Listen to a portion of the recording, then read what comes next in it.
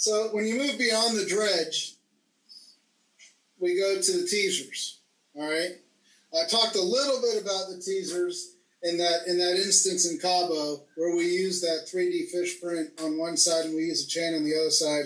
And there, it was just absolutely incredible, the reaction that we were getting from the striped marlin. One of our very, very best tuna, we put a hook in everything when we're tuna fishing. And when we're marlin fishing, we try not to put a hook in anything. I know you and I argue about that all the time. We try to just keep all the teasers out there and put a hook in our baits. Come on, Bill. The only time you followed the instructions, what was your result? Come on. Come on. Come on. Eat some pie. So for blue marlin and for tuna fish, the original Flippy Floppy has just been absolutely phenomenal. Even for the Pacific sails, even for white marlin, they've been absolutely phenomenal. This is the original Flippy Floppy, which is four Flippy Floppies in a chain, followed by a bird, and then we use a very heavy-duty swivel because we don't know if you're tuna fishing or if you're marlin fishing. So if you're tuna fishing, you can put a hook bait back here. We don't like to put a hook bait more than 4 feet back, usually about 3.5 to 4 feet back. The reason being is being ambitious. When you're leadering a fish, you don't want to have to leader 6 feet after you get through all this crap. Okay. Yeah. So we just say 3 feet, 3.5 to 4 feet tops is where we would put it. This is one of my favorite hook baits for tuna fish. Okay, I use the mini sprocket and Brad J, and we just use like a 25 extra strong hook or a southern style tuna hook, one or the other, and 3 feet behind this, and it's money. It's absolutely money. Big fish, little fish, you know, they all like. I think you might have even said this to me once. You know, we go out there with 8 or 9 inch ballyhoo, and then when we decide to throw a lure out there, it's got to be an 18-inch lure. It doesn't make any sense. Okay, the fish is still eating that. The fish is still eating that little thing there. This lure has probably been one of our most successful for tuna fishing when we're using artificials and behind a Flippy Floppy. So it's what are these, 9 inches? The mini? About 10. Who knows? Depends on what the batch of skirts comes in at. It's pretty various. And Bill, I'll give you the credit. I'll give you the credit that you were the guy who was the first one to basically realise how good the Brad J was. And it only took another 5 years for the Australians to cotton on, and now it's probably the most popular lure here. It only took 5 years for them to listen. And I told you, I just mentioned the Billfisher. Yeah. It was Captain Duffy, John Duffy, who was, he said he used to have an orange lure that was really, really good. And when you would have that rat, and we would go into a turn after we fed the first fish, and that rat would go skipping across the back of the boat. A sailfish could not leave that thing alone. That was actually the kajiki that you brought back. You brought back just for those guys. Yep. And from there we evolved to, I had a bunch of Brad J's and I ran out of kajikis, and they went nuts over the Brad J. Yeah. It was a great color. Yeah. So, as popular as this is, especially for blue marlin and for tuna fish, and as popular as it was for white marlin, we started getting complaints. And the complaint was, we can't see those little damn sailfish or those little damn white marlin behind this entire big mess. Yeah. Okay? So the fish is beating us to the teaser, or the fish is beating us to the bait, and we're having a hard time getting them to switch off once they get all crazy. Right? So,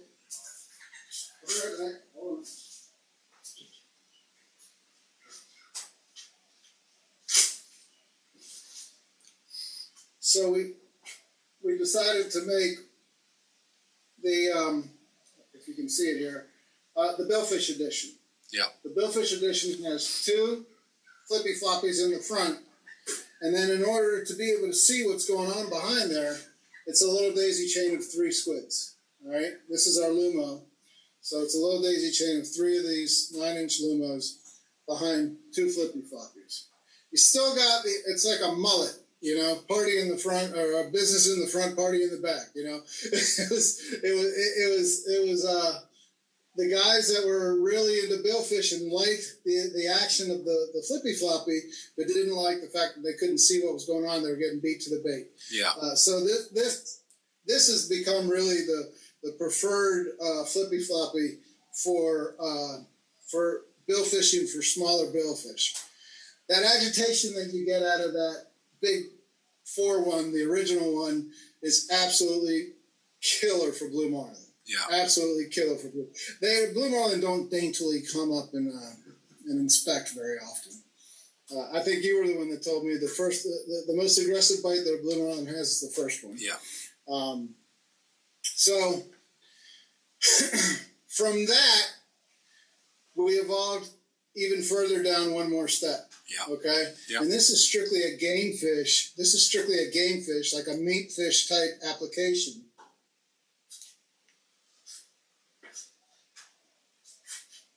But we caught some of our biggest yellowfins and big eyes on this. Okay. This is the mini Flippy Floppy, or game fish Flippy Floppy. Yeah. Just by looking at the size and the quality of the swivel will tell you that we're a little bit ambitious on what this thing can raise. Yeah. So we use this as a hook bait. Okay, we'll put the Brad J mini sprocket or a bullet behind this thing, and this thing is absolutely taken over on the East Coast. From Virginia Beach on up. For tuna fishing, they absolutely love these things. They do very, very well. So again, the same progression that we're getting on. You know, we went from big dredges to more popular, smaller dredges now. Yeah. We've gone to bigger stuff to more popular. You know, I wouldn't. You know, if I'm in a billfish tournament worth $1 million, okay, I want to catch a big ass fish. I'm going to use what I've raised the biggest fish with. Yeah. But day in, day out, you can put this on what do you get? What is it? What's 16 kg? Like 30-pound test? Yeah. Yeah. Okay. You can run this off a 30-pound test with a hook on it. Yeah. Okay. I know you guys like light line stuff. Okay, we do too. Perfect. The problem is in tournaments that's banned in Australia. We can't use those. Can't use Flippy Floppies. They are not. Flippy Floppies are not. No, you can't use anything in front of them in a tournament. You can't use anything in front of the lures. And that's because a young bloke was using a boon bird with a bunch of squid up behind it with a hook lure, caught too many fish in a tournament, so they thought it was unfair, so they banned it. I'm still trying to get that reversed. But anyway, we'll see what we can do. But yeah, it's incredibly effective. I love the IGFA here in the United States, and I respect them. I don't understand the ruling that they had that a bird with a green machine behind it was legal, but a Flippy Floppy wasn't. Forever I'll be confused about that. Well, in Australia, birds are banned outright. Huh? Birds are banned in Australia outright in tournaments. I have noticed that a lot of the tournaments have been, you know, IGFA is a rule, a governing board of suggested rules for tournament fishing. Yeah. Tournaments don't have to abide by it, so I've seen exceptions in tournaments, in very, very large tournaments, for Flippy Floppies, by name Flippy Floppies, which made me feel really, really good, just that they were talking about it, and spreader bars, stuff like that. Well, if that was legal, I'd be having that on every rod if I was fishing for a big fish. Yeah, exactly. So those are the teasers that I tend to like, and I've been seeing that guys use the Billfish, the original one, and then something that we sell a ton of is singles, because everybody has their own way of doing it. So a lot of people like to put one. A lot of people like to put one every other one. You know, whatever floats their boat. We sell a ton of singles now, so they can rig it their own way.